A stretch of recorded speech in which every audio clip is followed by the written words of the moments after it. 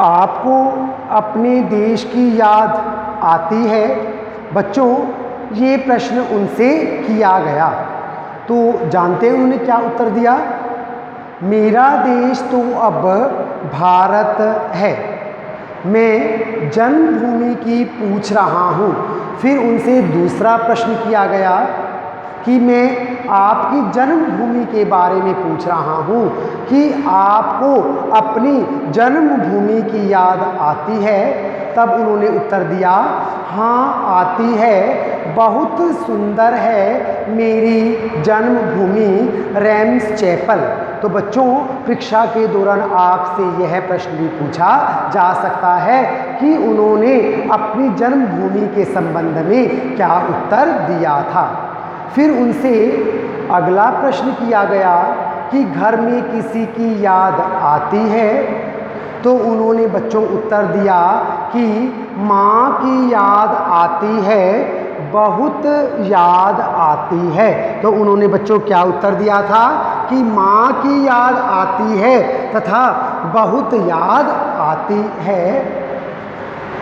फिर अक्सर माँ की स्मृति में डूब जाते देखा है। क्या होता है बच्चों? स्मृति मैंने आपको बताया याद। फिर उन्हें अक्सर माँ की याद में डूब जाते देखा है। अक्सर क्या होता है? प्राय, जिसके लिए आप ओफन वर्ड यूज़ करते हो, यूजुअली वर्ड यूज़ करते हो, अक्सर प्राय। फिर अक्सर माँ की स्मृति में डूब जाते देखा है। उनकी माँ की चिट्ठियाँ अक्सर उनके पास आती थी। बच्चों, सारांश के अंतर्गत मैंने आपको बताया था कि उनकी माँ की जो चिट्ठियाँ हैं वो यूजुअली उनके पास आती थी। अपने अभिन्न मित्र डॉक्टर रघुवंश को वह उन चिट्ठियों को दिखाते थे। जो उनकी माता की जो चिट्ठियाँ उनके पास आती थी बच्चों, वे चिट्ठियाँ क्या करते थे?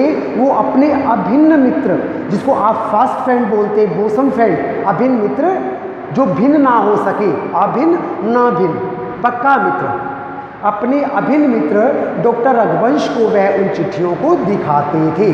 पिता और भाइयों के लिए लगाव मन में नहीं था।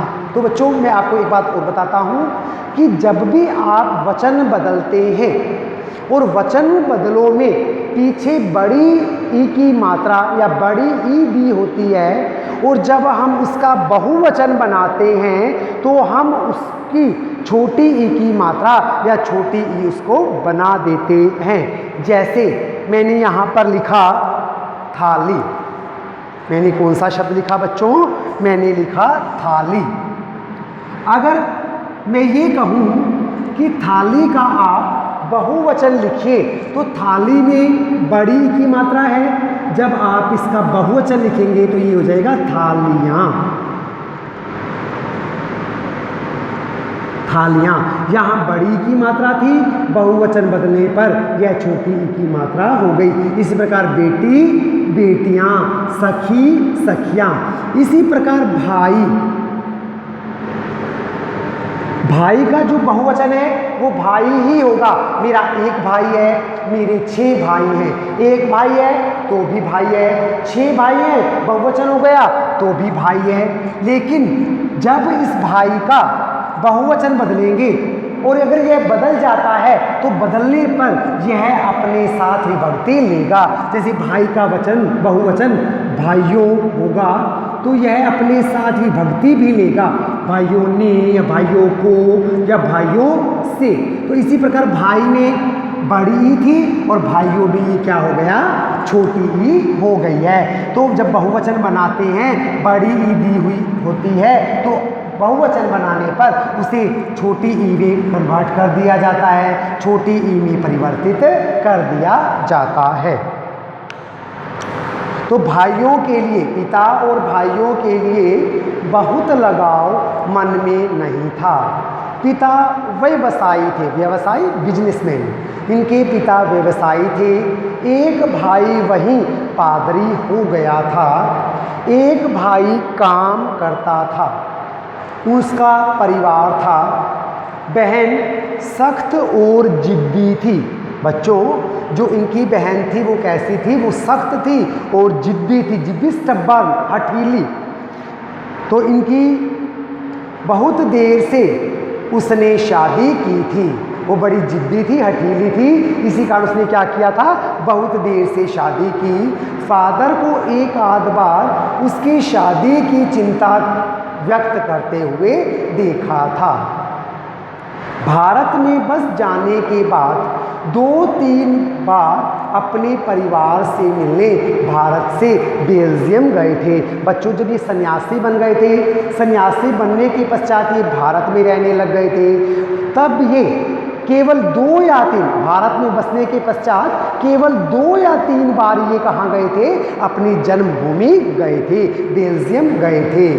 लेकिन मैं तो सन्यासी हूँ, आप सब छोड़कर क्यों चले आए?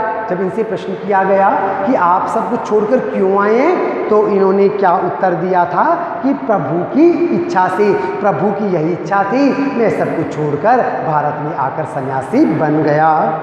वह बालकों की सी सरलता से मुस्कुराकर कहते, माँ ने बचपन में ही घोषित कर दिया था कि लड़का हाथ से गया। एक बच्चों कहावत है कि पूत के पैर पालने में ही दिखाई देते हैं, अर्थात बच्चे का बचपन में ही पता चल जाता है कि यह बड़ा होकर क्या बनेगा, कैसा बनेगा। वैसे तो ये अपवाद भी हो सकता है, लेकिन फिर भी ये एक मुहावरा है, ये एक मीडियम से है। तो इनकी माँ को पता चल गया था क्या, कि बड़ा होकर सन्यासी बनेगा। तो इसलिए क्या कहा गया है कि इनकी माँ ने बचपन में ही घोषित कर दिया था क्या, कि बच्चा हाथ से चला गया।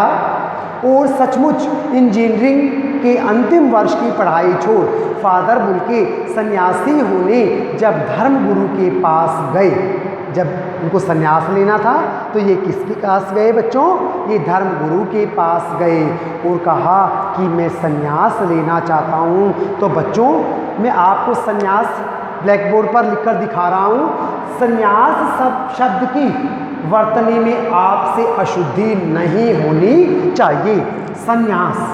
सन्यास में आप क्या करेंगे, सै लिखेंगे, इसके बाद अनुस्वार लगाएंगे, फिर आधा न लगाएंगे, फिर यह आ तो ये सै, सन्यास। कुछ बच्चे क्या करते हैं, सन्यास लिखते हैं तो इस ऊपर वाले अनुस्वार को छोड़ देते हैं, वो लिखते नहीं हैं। सन्यास लिखना है तो आप इस प्रकार लिखेंगे कि सन्यास लेना चाहता हूँ। धर्मगुरु के पास गए और क्या कहा कि मैं सन्यास लेना चाहता हूँ, तथा एक शर्त रखी, एक कंडीशन रखी, क्या, सन्यास लेते समय सन्यास चाहने वाला शर्त रख सकता है कि मैं भारत जाऊँगा। तो बच्चों ये प्रश्न आपसे पूछा जा सकता है कि इन्होंने धर्मगुरु के सामने कौन सी शर्त रखी थी जब ये सन्यास ले रहे थे। तो कौन सी शर्त रखी थी कि सन्यासी बनने पर मैं कहाँ जाऊँगा, मैं भारत जाऊँगा। भारत जाने की बात क्यों उठी नहीं जानता, बस मन में यही था, बस मन में यही था कि सन्यासी बनना है और सन्यासी बनकर कहाँ जाना है, भारत जाना है। उनकी शर्त मान ली गई और वह भारत आ गई।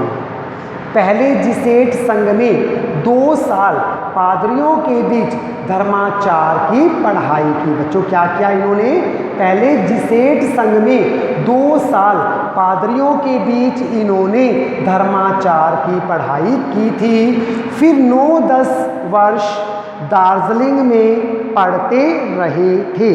बच्चों फिर क्या हुआ कि ये 9-10 वर्ष कहाँ पर पढ़े, दार्जिलिंग में पढ़े थे। कोलकाता से बीए किया था।